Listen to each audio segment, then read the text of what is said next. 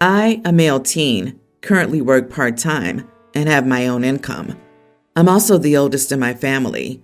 I have 4 younger siblings, 2 big brothers who are on the spectrum, and 2 sisters who are biologically my cousins and were adopted by my parents as babies. Both have Down syndrome. All 4 of my younger siblings have significant challenges and health issues. Over the years, it has drained my parents' resources and left very little for anything fun. Only when I started working 2 years ago could I afford to treat myself occasionally. Sometimes it's my favorite gummies. Sometimes I save up to buy something. I bought myself a laptop earlier this year with my money because I needed something, especially with school and everything. And using the family computer doesn't work as much now because Dad works later in the day than he used to. For the last few months, I've paid for certain groceries for myself. Since there are so many different meals made in our house, and I usually end up with stuff I didn't enjoy, I decided to occasionally buy stuff so I could make myself something I'd like. And it was one less person for my mom to prepare food for. My brothers both have safe foods, and my sisters are also bad eaters who have limitations due to allergies and not enjoying the taste of many things. I know my parents have been struggling to afford all the safe foods, allergen foods, and stuff for themselves.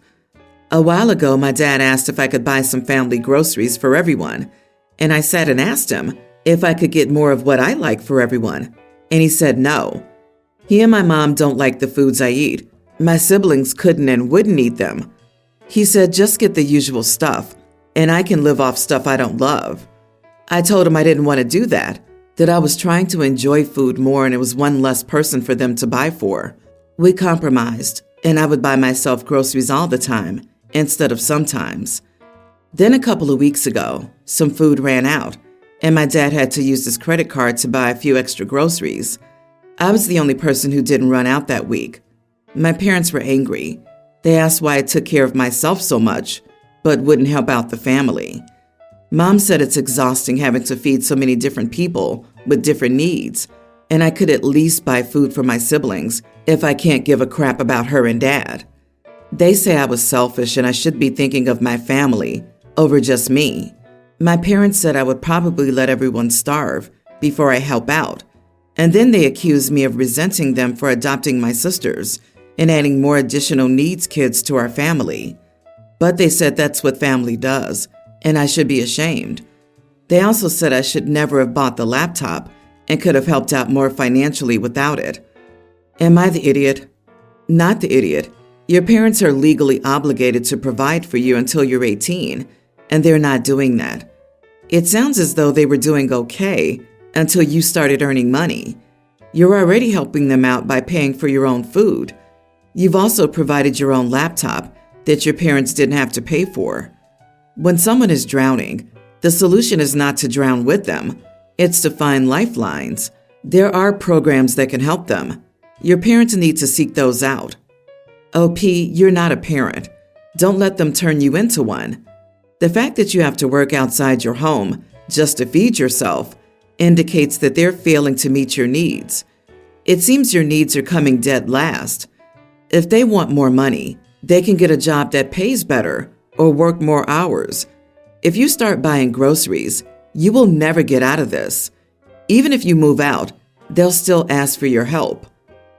Oh, sweetie, start saving your money so you can move out ASAP. Your parents bit off more than they can chew and need to reach out to the countless resources that are available to them. The best place to start is the caseworker.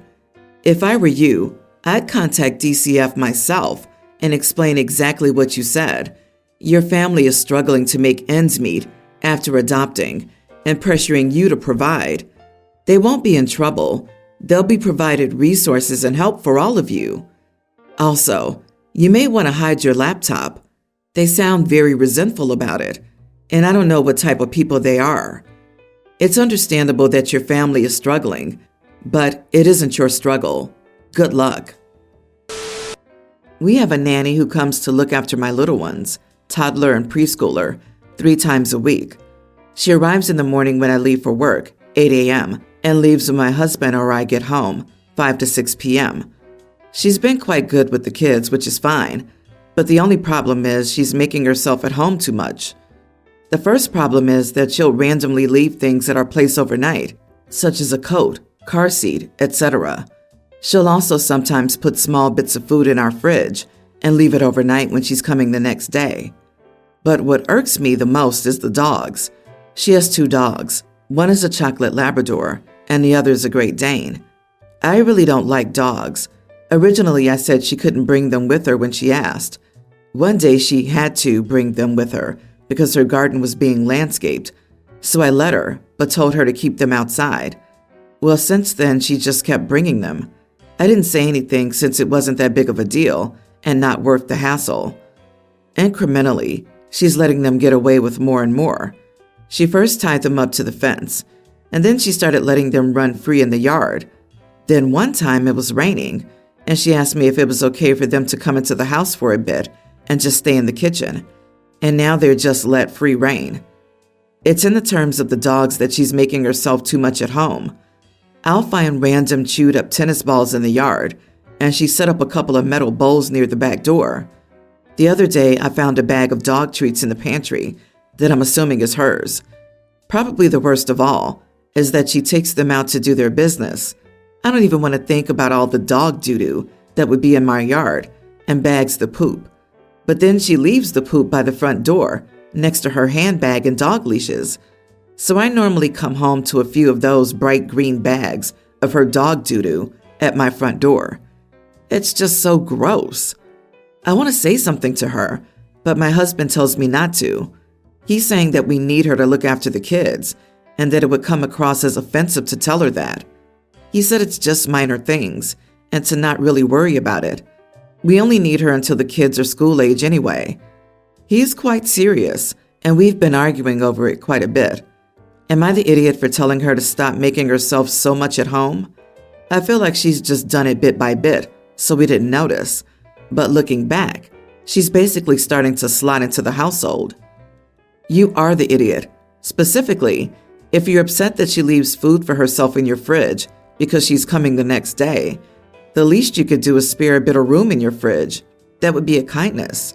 My mom lets her caregivers leave food in her fridge when they work a couple of days in a row. It's not a bad thing that your nanny does this. As far as the dogs go, you've allowed it to go on for weeks, months. She can't read your mind. You need to communicate. Not the idiot. She's an idiot because you gave her an inch and she took a marathon's worth of miles. She's taking advantage of you, and it's completely inappropriate as an employee. Let's look at this in terms of regular workplace etiquette. All workplaces will let you leave a jacket in your work area or a small amount of food in the fridge, so those are reasonable accommodations. Would an office allow dogs when it's been previously communicated that dogs aren't allowed? No. Making herself comfortable is not a big deal, but bringing dogs is a no. You need to communicate that to her. She's utilizing your lack of limits to her advantage. I, female 32, am currently 8 months pregnant with our first, and I'm trying to do everything I can to ensure the house is ready. This started with little spring cleaning jobs, but has developed into a full-blown deep clean of everything. One of the things I've decluttered recently was my and my husband's 33 closet. I donated everything we don't wear and folded and put away everything we don't need during winter. Some of this clothing has gone into a suitcase, currently sitting on our bedroom floor because it's too heavy for me to lift and put away. I've asked my husband to please help me more than once, but he's either too tired after finishing work or says that it slips his mind. All in all, the suitcase is currently looking like a permanent installation in our bedroom. He's at least shifted it out of the main walkway in the interim. Last night I woke up to go to the bathroom and tripped over the suitcase as I fumbled in the dark. I do know where it is after it's been there for so long, but I was half asleep and trying to avoid our sleeping pup. While the fall wasn't bad, I did wake my husband. My husband was initially quite worried, especially since our midwife told us any fall needed a trip to the hospital, but he became quite upset once he realized it was because of the suitcase. He said that there was no way I could have tripped over the suitcase unintentionally as he had moved it out of the walkway, and I had done it to prove a point. He said that he could not believe I would behave so passive-aggressively and put our baby's life at risk, rather than just asking him again, and that forgetting to move the case is not a crime. The more I tried to explain that I was trying to avoid waking him and tripping over the dog, the more he said these were just convenient excuses to make him look lazy and unhelpful around the house. He said I was punishing him for not getting to the suitcase sooner, and that if anything, I should have had a plan to deal with it from the beginning, as I wanted to sort out our closet in the first place. My husband was fired up again after I mentioned to the midwife this morning that I had tripped over a suitcase, and he said I could have just told her that I had fallen over the dog or my shoelaces. He said that he had made his feelings clear during the night when we had had our discussion, and I now was rubbing salt in the wounds. I spoke to my mom, 61, about it after we got back from the midwife because I wanted to vent, and she surprisingly took his side and said I was letting my emotions get the best of me. My mom said I should have been more graceful in bringing it up in front of the midwife, although I will say that I never said anything about asking him to move it. She said that the situation has probably made my husband feel quite bad about himself, which is why it has become such a big drama. Edit. The suitcase has been on the floor for 3 to 4 weeks. Your husband knows he screwed up. Maybe not consciously, but he's being really defensive, which tells me that somewhere in his unconscious, he knows it was his fault. You are not the idiot. It sounds like he was being lazy about it, and now he's feeling guilty, so he's lashing out at you to compensate. 4 weeks to lift a suitcase and put it away? If it was me, on the third day, it would break loose. It's a 2-minute inconvenience that he's procrastinated for 4 weeks. I think you've been very patient, and your husband is not at all in the right. He'd rather you don't mention a fall to the midwife, something that she explicitly told you that's relevant and needs attention, just because you tripped over the suitcase, which is at this point basically a monument to his laziness. This is just crazy. You should tell him to put the suitcase away right now. I bet the suitcase is still sitting there. I know a man with one leg. He says he sometimes wakes up at night to go to the bathroom, forgets he only has one leg, and tumbles to the floor. So if he can forget that, how can one remember a suitcase? OP, your husband needs to grow up. My sister Jane is a single mother to her autistic son, James. James was having a hard time at his school. His school district is severely underfunded, and they do not give a crap. The schools where I live are pretty nice, and my neighbors who have kids said that they have a lot of great programs for kids like him. Since I had extra money, I decided to offer to let Jane and James move in with me so he could go to school here. Since he started, he's been doing great here. The teachers and aides are much more engaged than at his old school. They've been helping him work through some of his behaviors as well. My other sister, Leah, is being weird about it though. The school that James attends has better teachers and aides and has a lot of other activities and resources, and in general, it's just a lot nicer.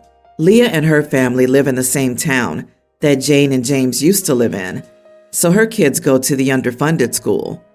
Now she wants to send her kids to school here too. However, they're not taking any out-of-town students, so Leah wants to use my address and send her kids to school here. From what I've seen online, it looks like it can be considered fraud to do that. It's a fairly tight-knit community. People would figure out what we were doing and that they didn't live here, so I don't want to take the risk. Besides, Leah's kids aren't having trouble in school. Their school may not be the best, but they're doing okay. Still, Leah thinks it's unfair that I won't help her kids get out of the crappy school by using my address when I've let Jane and James move in so that they can go to school here. Not the idiot. There are ways to enrich children's educational development that don't involve fraud. Your sister needs to look into that. It's great of you to provide your nephew with special needs resources he really needed. You've shown kindness and support within your means, and it's okay to set boundaries to ensure the well-being of all involved.